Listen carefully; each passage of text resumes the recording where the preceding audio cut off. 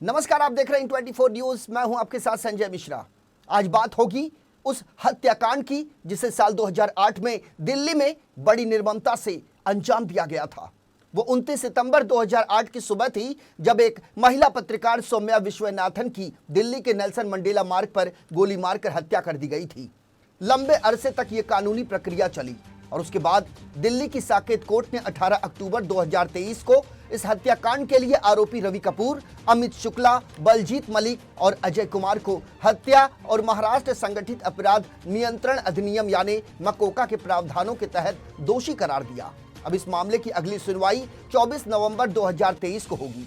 आपको बता दें कि पिछली सुनवाई में इस मामले में सजा पूर्व रिपोर्ट समेत कई दूसरे अहम दस्तावेज कोर्ट में दाखिल नहीं हो पाए थे, जिसकी वजह से कोर्ट में सजा की अवधि पर 26 अक्टूबर को अपना निर्णय टाल दिया गया था। अदालत में ये मामला कई सालों तक चला। दरअसल 30 सितंबर 2008 को पत्रकार सौम्या की हत्या उस समय कर दी गई थी जब वो अपने ऑफिस से घर की तरफ लौट रही थी। पुलिस को सौम्या की डेड बॉडी वसंत कुंज के नेल्सन मंडेला मार्ग के पास एक कार में मिली थी। इस मामले में पुलिस ने 4 लोगों को आरोपी बनाया। तकरीबन 15 सालों तक ये मुकदमा अदालत में चला और अब जाकर सबूतों और गवाहों के आधार पर दिल्ली की साकेत कोर्ट ने चारों आरोपियों को दोषी करार देते हुए सजा पर अपना फैसला सुरक्षित रख लिया। अब सभी की निगाहें टिकी है कोर्ट पर कि पत्रकार सौम्या विश्वनाथन की हत्या के दोषियों को किस प्रकार की सजा दी जाएगी। 25 वर्षीय सौम्या हेडलाइंस टुडे में बतौर जर्नलिस्ट थी। 30 सितंबर 2008 का दिन सौम्या के लिए बाकी दिनों की तरह नॉर्मल था। उस दिन किसी स्टोरी पर काम करने के लिए सौम्या देर रात तक अपने ऑफिस में रुकी थी।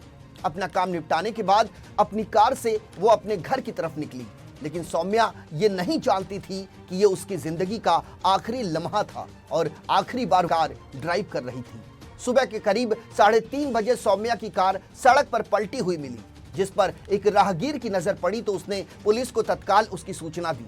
मौके पर पहुंची पुलिस ने शुरुआती जांच में यह पाया कि यह मामला एक्सीडेंट का है, लेकिन जब पुलिस ने सौम्या की डेड बॉडी देखी तो वो हैरान रह गई।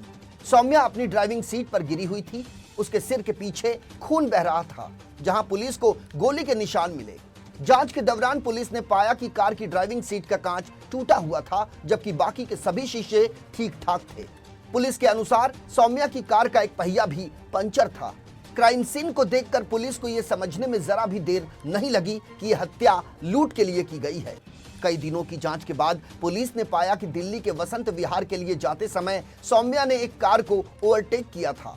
पुलिस के अनुसार कार में रवि कपूर, अमित शुक्ला, अक्षय कुमार और बलजीत मलिक ये 4 आरोपी सवार थे, जिन्होंने पाया कि सौम्या अपनी कार में अकेली है, जिसके बाद उन लोगों ने अपनी कार की स्पीड बढ़ाई और सौम्या का पीछा करना शुरू कर दिया। उन्होंने पहले तो सौम्या की कार को रोकने की कोशिश की, लेकिन जब सौम्या ने अपनी कार नहीं रोकी तो कार में सवार रवि कपूर ने उस पर देसी कट्टे से फायर कर दिया। कट्टे से निकली गोली सौम्या के सिर के पिछले हिस्से में लगी, जिससे उसकी मौके पर ही मौत हो गई। सौम्या की कार नेल्सन मंडेला मार्ग पर स्थित उसके घर के पास एक डिवाइडर से टकराकर पलट गई। इस पूरे मामले की जांच दिल्ली की साउथ डिस्ट्रिक्ट की पुलिस ने की। उस समय दिल्ली पुलिस की स्पेशल सेल के कमिश्नर थे HGS धालीवाल, जिनके अधीन सौम्या हत्याकांड की जांच चल रही थी।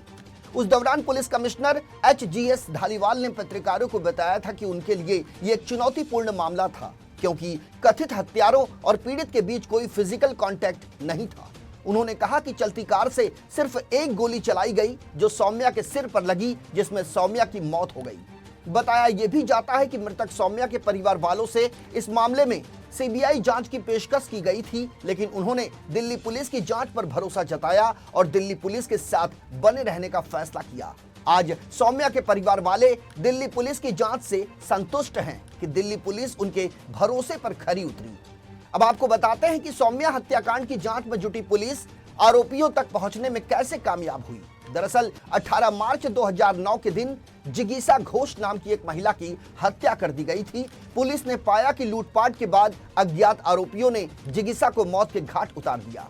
इंफॉर्मेशन नेटवर्क के आधार पर पुलिस ने रवि कपूर नाम के आरोपी को हिरासत में लिया और जब उससे कड़ाई से पूछताछ की तो उसने न सिर्फ जिगीसा घोष की हत्या के राज से पर्दा उठाया, बल्कि साल 2008 में हुई पत्रकार सौम्या विश्वनाथन की हत्या का गुनाह भी कबूल कर लिया। उसके बाद रवि कपूर की निशानदेही पर दिल्ली पुलिस की स्पेशल सेल ने सौम्या हत्याकांड में शामिल बाकी आरोपियों को भी गिरफ्तार कर लिया। अब सजा पर बहस के दौरान दिल्ली की साकेत कोर्ट ने दोषियों की तरफ से दाखिल हलफनामे पर डीएलएसए से वेरिफिकेशन रिपोर्ट मांगी है। इस रिपोर्ट को दाखिल करने के लिए कोर्ट ने डीएलएसए को 24 नवंबर तक की समय सीमा निर्धारित की है और यह रिपोर्ट दाखिल होने के बाद कोर्ट दोषियों की सजा का ऐलान करेगी। मृतक पत्रकार सौम्या की माता माधवी विश्वनाथन और पिता एमके विश्वनाथन की आंखों के आंसू अब तक सूख नहीं पाए हैं। उन्होंने कहा कि हमने अपनी बेटी को हमेशा हमेशा के लिए खो दिया है, लेकिन कोर्ट का फैसला दूसरों के लिए एक सबक के रूप में काम करेगा, वरना दोषियों का साहस और भी बढ़ जाएगा। अब पत्रकार सौम्या के माता पिता दोषियों के लिए उम्र कैद की सजा चाहते हैं, जिस पर सभी को इंतजार है कोर्ट के फैसले का। तो आपको यह खबर कैसे लगी, कमेंट बॉक्स पर कमेंट करना ना भूलिएगा। ताजा तरीन खबरों के लिए बने रहिए इन 24 न्यूज के साथ। पूरी टीम के साथ मुझे यानी संजय मिश्रा को दीजिए इजाजत। नमस्कार।